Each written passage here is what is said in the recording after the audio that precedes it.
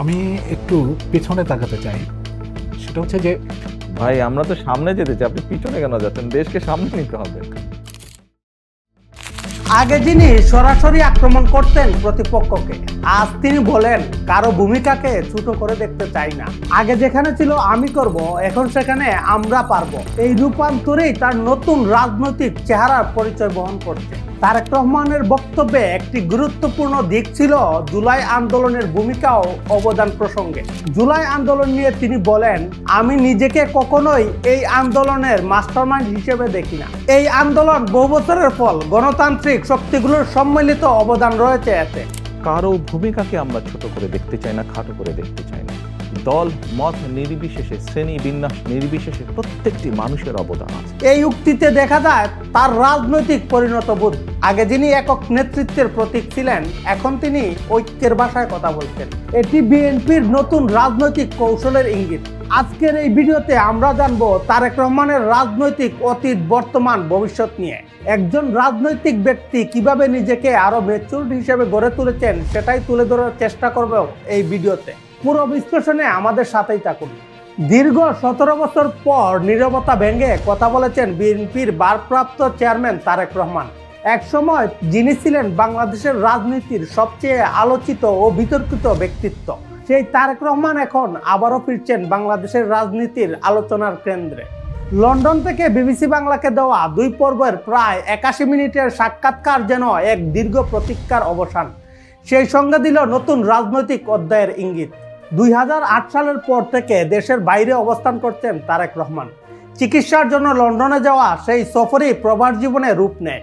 রাজনীতি থেকে সরাসরি দূরে থাকলেও তিনি কখনোই অদৃশ্য ছিলেন না। বিএনপির নীতি নির্ধারণে তার প্রভাব ছিল পরোক্ষ হলেও প্রবল। তবে গণমাধ্যমের মুখোমুখি না হওয়ায় তাকে ঘিরে ছিল রহস্য, সন্দেহ ও কৌতূহল। সেই রহস্যের পর্দা ভেদ করে সংযত, আত্মবিশ্বাসী এবং নতুন এক ভাবধারায় হাজির হলেন বিবিসির স্টুডিওতে।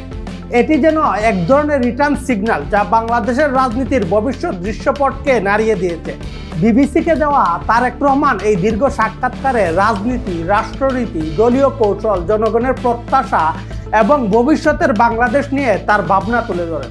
তার বক্তব্যের কেন্দ্রে ছিল গণতন্ত্র ও জনগণ। নির্বাচনে অংশ নেওয়া প্রসঙ্গে বলেন, যেখানে জনগণের প্রত্যাশিত একটি নির্বাচন হবে, সেই নির্বাচনের সময় কেমন করে দূরে থাকবো।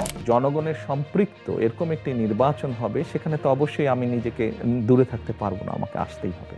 মাঠেই ইনশাল্লাহ থাকবো, আমি ইনশাল্লাহ জনগণের মাঝেই থাকবো। এই কথাই শুধু আবেগ নয়, ফুটে উঠেছে রাজনৈতিক কৌশল ও সময় জ্ঞান। 17 বছর আগে যিনি ছিলেন আগ্রাসী, কখনো বিতর্কিত, কখনো নির্দ্বিধায় কঠিন মন্তব্যে আলোচনায়, আজ তিনি অনেক বেশি সতর্ক, স্থিত এবং রাজনৈতিক পরিপক্কতায় পরিণত। এই সাক্ষাৎকারের সবচেয়ে আলোচিত অংশই ছিল তার দেশে ফেরা ও নির্বাচনে অংশগ্রহণ প্রসঙ্গে। এই প্রসঙ্গে তিনি আরো বলেন, কিছু সঙ্গত কারণে হয়তো ফেরাটা হয়ে ওঠেনি, তবে সময় তো চলে এসেছে মনে হয়। ইনশাল্লাহ দ্রুতই ফিরে আসবো। এই বাক্যটি যেন ঝড় তুলেছে দেশের রাজনীতিতে। একদিকে বিএনপির নেতা কর্মীদের মধ্যে আশার সঞ্চার, অন্যদিকে অন্যান্য রাজনৈতিক দলের ভিতরে নতুন ধরনের চিন্তার উদ্রেক। কারণ দীর্ঘদিনের নির্বাচন শেষে তারেক রহমানের এই বক্তব্য বিএনপির জন্য মানসিক উত্থানের শক্তি হিসেবে কাজ করছে। আলোচনার প্রথমেই কেন এতদিন গণমাধ্যম থেকে বিচ্ছিন্ন ছিলেন, সেই প্রশ্নের উত্তরে তারেক রহমান বলেন, বিগত স্বৈরাচার সরকারের সময় কোর্টের এক আদেশে আমার গণমাধ্যমের কথা বলার অধিকার বন্ধ করে দেওয়া হয়েছিল। আমি যদি কিছু বলতে চাইতাম, গণমাধ্যম চাইলেও সেটা ছাপাতে পারতো না। তবুও আমি থেমে থাকিনি। সামাজিক যোগাযোগ মাধ্যম সহ নানা পথে আমি মানুষের কাছে পৌঁছানোর চেষ্টা করেছি এবং আলহামদুলিল্লাহ পৌঁছাতে পেরেছি। পারিবারিক ধারাবাহিকতায় উত্তরাধিকার সূত্রে তার রাজনৈতিক উত্তরণ কিনা এমন স্পর্শকাতর প্রশ্নও অভিব্যক্তির ভাবান্তর না ঘটিয়ে স্বাচ্ছন্দ্যেই বলেছেন, বাংলাদেশের প্রচলিত রাজনৈতিক ধারায় মামলা, নির্যাতন, পারিবারিক বঞ্চনা প্রতিটি পর্বই তার জীবনে এসেছে নির্মমভাবে। আওয়ামী লীগের কি বাংলাদেশের রাজনীতিতে থাকা উচিত কিনা, এই প্রসঙ্গে তারেক রহমানের বক্তব্য ছিল, জনগণ যদি সমর্থন না করে তাহলে কোনো রাজনৈতিক দলের টিকে থাকার যৌক্তিকতা নেই। আমরা জনগণের শক্তিতে বিশ্বাস করি, জনগণের সিদ্ধান্তে বিশ্বাস করি। তাই আওয়ামী লীগের রাজনীতিতে থাকার সিদ্ধান্ত জনগণই নেবে।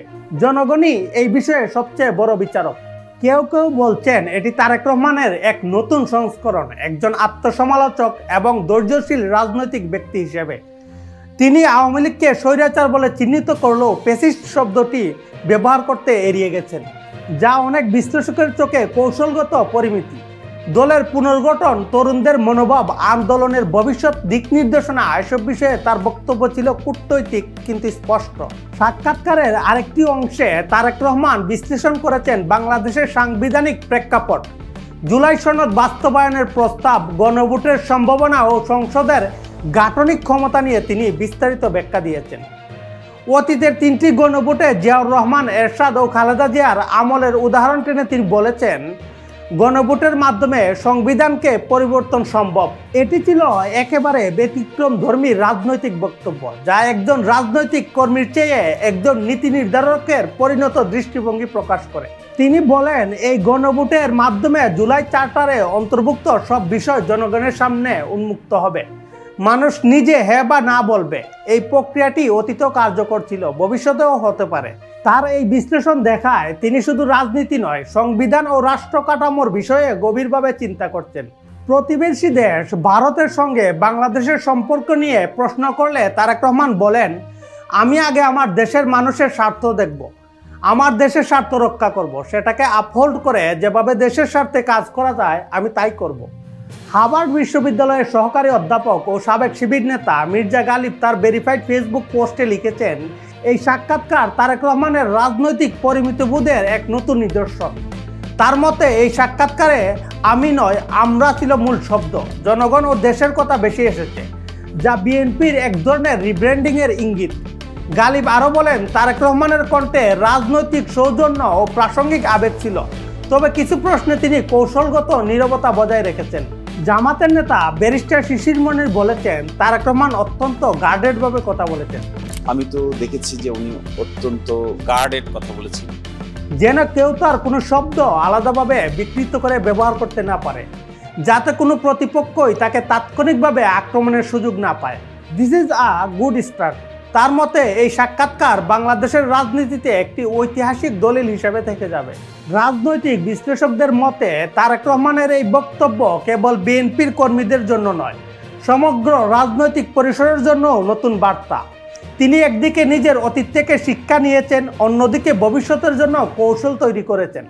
একজন জাতীয় নেতার কাছে জনগণ যে ধরনের আন্তরিকতা খুঁজতে চায়, তারেক রহমান সে প্রত্যাশার কাছাকাছি নিজেকে নেওয়ার চেষ্টা করেছেন আন্তরিকভাবেই। বিব্রতকর বা স্পর্শকাতর বলে এতদিন যে বিষয়গুলো নিয়ে আমরা অস্বস্তি বোধ করতাম, তিনি সেগুলো এত পরিষ্কারভাবে আর প্রাঞ্চলভাবে উপস্থাপন করেছেন যে প্রচলিত রাজনীতিতে আজ যারা হেভিওয়েট, তারা জনগণের মনের গভীরে স্থান নিতে চাইলে নিজেদের বদলাতেই হবে। তিনি কি সত্যি ফিরছেন, নাকি এটি এক প্রকার রাজনৈতিক রিহার্সাল? সময়ই বলে দেবে। তবে একটি বিষয় নিশ্চিত, বাংলাদেশের রাজনীতি এখন নতুন এক অধ্যায়ের দ্বার প্রান্তে। দীর্ঘ নীরবতার পর তার কণ্ঠস্বর এখন যেন প্রতিধ্বনিত হচ্ছে এক সম্ভাবনার ভাষায়। তারেক রহমানের এই সাক্ষাৎকার শুধু তার নিজের পুনরুত্থান নয়, বরং বিএনপির ভবিষ্যৎ দিক নির্দেশনার প্রতীক। প্রশ্ন আসতেছে, তাহলে তারেক রহমানই কি বাংলাদেশের পরবর্তী প্রধানমন্ত্রী হতে যাচ্ছেন? কমেন্ট বক্সে আপনার মতামত জানান। ভিডিও ভালো লাগলে অবশ্যই লাইক, কমেন্ট, সাবস্ক্রাইব করবেন। ধন্যবাদ সবাইকে।